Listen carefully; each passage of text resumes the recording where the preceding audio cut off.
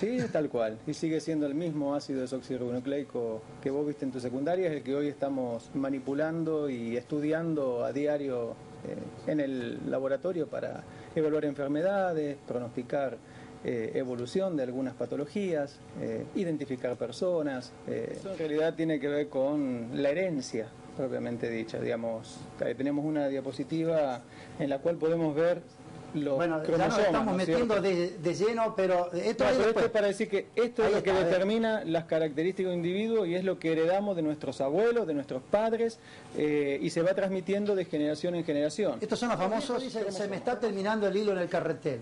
Resulta que ahora tiene una explicación científica esto, genómica. Por así decirlo. No, lo que vos decís, el tiempo de vida de una célula está predeterminado muchas veces en función del largo que tienen estos cromosomas, ¿sí? Cuando se van acortando porque una célula se divide, cuando se acorta demasiado es una señal que tiene la célula para suicidarse, entre comillas, se llama apoptosis y determina que esa célula tiene que morir. Entonces, a veces, así como una célula envejece y muere, nosotros también. Es decir, se nos va cortando el carretel, se nos va cortando Se va terminando el hilo en el carretel. el cromosoma un poquito y determina la muerte de la célula. ¿Qué es la medicina proteómica? Proteómica. Base, digamos, tiene que ver más que nada con lo que se expresa de los cromosomas, de los genes, eso se traduce a una proteína. La proteómica, en vez de estudiar a nivel del ADN, estudia todo a nivel de las proteínas. ¿Y la farmacogenética o farmacogenómica? Es otra de las aplicaciones que tiene este avance que ha tenido hoy la biología molecular, en el cual el estudio de los genes de un individuo predetermina, o sea, mejor dicho, posibilita saber si un individuo va a responder o no a una determinada terapia, con el uso de algún fármaco en particular, si lo va a metabolizar bien o no, si le va a hacer daño o no, si el tratamiento va a ser efectivo o no. Entonces hoy, estudiando un conjunto de genes que participan en el metabolismo propiamente dicho de los medicamentos, se va a poder saber si es adecuado o no tratarlo con ese método. O sea que ya no es que te van a dar un antibiótico, van a esperar a ver cómo reaccionamos nosotros, siendo un poco a prueba y error, ¿no? Hoy es a prueba y error en algunos casos, en otros ya se sabe muy bien que anda muy bien, pero en otros casos no se tiene esa información a priori y hay que pasarlo un poquito en el tiempo y ver cómo evoluciona el paciente. Bueno, el ADN está escrito en un idioma de 4 letras.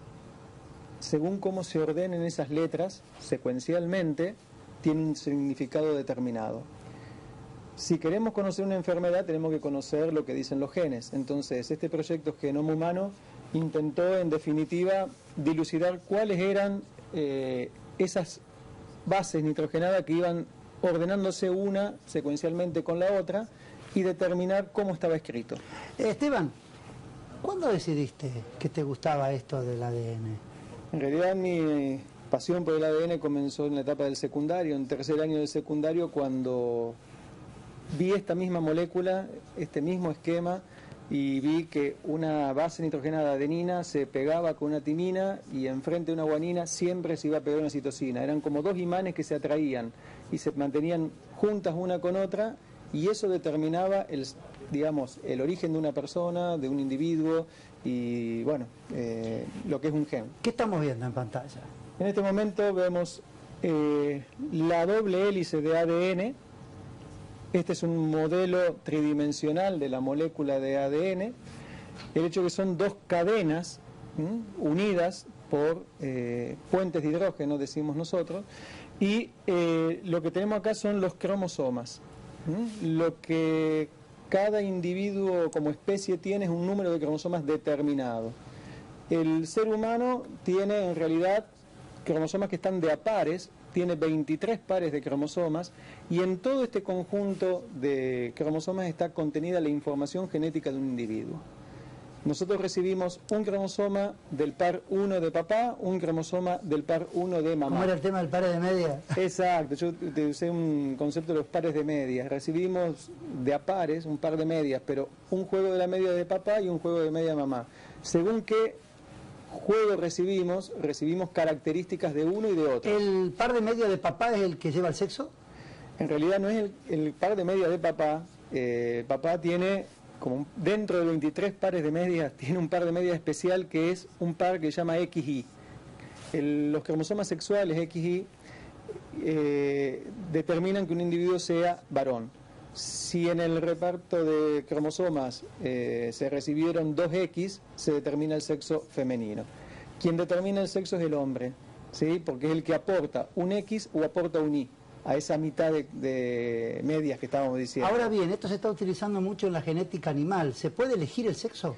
En realidad se está trabajando, se puede seleccionar e intentar elegir el sexo, predeterminando qué espermatozoides pueden llevar o un cromosoma X o un cromosoma Y, seleccionar un conjunto de esos espermatozoides enriquecido en eso y aseguramos una mayor producción de machos o de hembras. ¿Y cómo saben ustedes que ese espermatozoide lleva tal...? Son estudios que se han hecho, se conoce la movilidad electroforética que tiene cada espermatozoide y se puede determinar el tiempo en el que migran. O sea que hay espermatozoides que se lleva el X o el Y es más rápido o más lentos. ¿Se sabe si la mujer es más lenta? Si ya esa carga la tenemos en los cromosomas. Sí, se sabe. Digamos, ya está estudiado, determinado, y por eso uno, en genética animal uno puede manipular en parte del semen y trabajar con espermatozoides que tengan un X o tengan un Y. Bueno, vamos a seguir entonces. Bien. Con el tema que estamos hablando de genómica y salud, una vez que el proyecto Genoma Humano logró determinar la secuencia de los genes, podíamos conocer qué genes estaban y empezar a estudiarlos. Cuando los estudiamos, se puede empezar a asociar con enfermedades. Y se estudian pacientes enfermos y se ven qué información genética tienen. La posibilidad de ese estudio lo posibilitó conocer en qué lugar se iban encontrando cada uno de esos genes. El proyecto Genoma Humano en el año 2005, para que tengamos una idea, logró encontrar en el cromosoma 1 la aparición de una patología en particular. Está muy en chiquito, no se alcanza a ver, pero lo que queremos ver acá es simplemente ¿se puede hacer foco un poquito más? La evolución en el estudio de lo que posibilitó la genómica. Ahí está, mira, ahí estamos haciendo foco. Bien, lo que tenemos acá es, en este cromosoma se distinguió un gen que causa una enfermedad. No pongamos un nombre ahora. Lo que queremos mostrar es la evolución del conocimiento y el avance una vez que se logró la secuencia completa del genoma.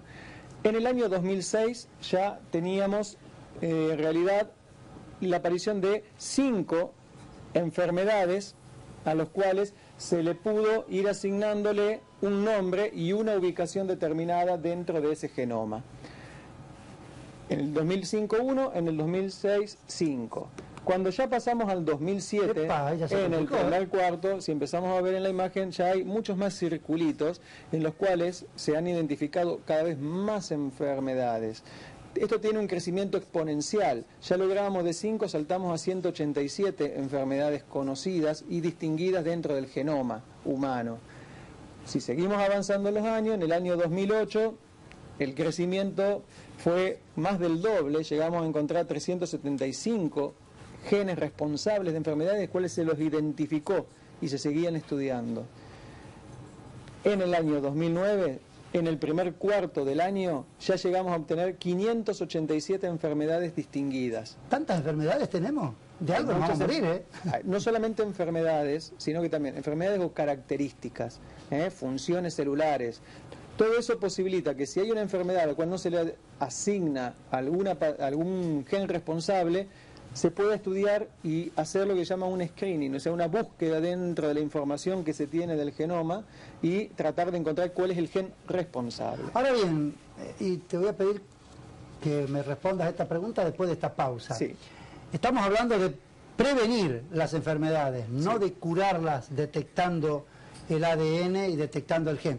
Sí, no es solamente fines preventivos, sino que el hecho de conocer un gen, dónde está ubicado, cuál es su secuencia, se puede manipular y puede posibilitar la cura de determinadas enfermedades. Mal de Parkinson, por ejemplo. Es un problema un poquito más complejo. Hay una enfermedad tal vez conocida por muchos que es la fibrosis quística, que es un defecto genético que, bueno, lamentablemente en algunos casos la sobrevida es escasa, que es un blanco potencial de lo que se llama el trasplante de genes, por así decirlo. Se trata de reemplazar ese gen defectuoso que tiene la persona y se le incorpora el gen sano. logrando muchas veces que si ese gen se inserta en el lugar adecuado, reemplace la función del gen defectuoso y cure la patología de la persona. ¿Sí? Entonces no es solamente prevención, sino que también se tiende a que con el conocimiento en determinadas patologías la cura. Bueno, ¿qué nos continuaba en la secuencia entonces? En la secuencia, la cuestión es, vos me habías preguntado si era posible en algún momento, como cuando hacemos el screening neonatal a un bebé recién nacido, le hacemos el famoso test de la patita, análisis. ¿Qué fue lo que me llevó a mí a hacer este programa y tratar de buscar un médico genetista? Te encontré a ti. Es decir, podemos establecer un mapa de enfermedades potenciales que podamos tener nosotros para después, ya sea prevenirla o ya sea curarla. Sí, es posible hacer eso, hacer el estudio genético. También estuvimos hablando qué se puede hacer. Bueno, es muy amplio el espectro de cosas que se pueden hacer. Tal vez hoy los costos que tienen estos estudios de hacerlos en forma individual, que uno puede hacerlo en el laboratorio, ir estudiando gen por gen, a ver si una persona tiene o no la mutación y si tiene un defecto o no, lleva mucho tiempo, es muy costoso. Hoy existen alternativas de estudios en el cual una persona, con una sola muestra, que puede ser de saliva o de sangre, se obtiene el ADN, esa información que uno obtiene la procesa y chequea qué genes tiene o no tiene ese individuo. ¿Con qué lo chequea? Con lo que se llaman hoy los DNA chips o microarrays de ADN. Tienen el tamaño de una moneda de 1 peso aproximadamente, en cuya estructura uno puede hacer como el screening de 300, 400 patologías distintas. ¿Qué ventajas tiene esto de hacerlo en forma individual? La ventaja tiene tiempo y costos. ¿Por qué? Porque si yo quiero hacerlo en mi laboratorio, uno por uno, me va a llevar años. Además el costo. Hoy lo hace un aparato totalmente automatizado que es capaz de procesar toda esta información y una vez terminado el análisis tira un reporte sobre los 300, 400 genes que ese aparato puede estudiar. Ahí estábamos viendo nosotros en pantalla.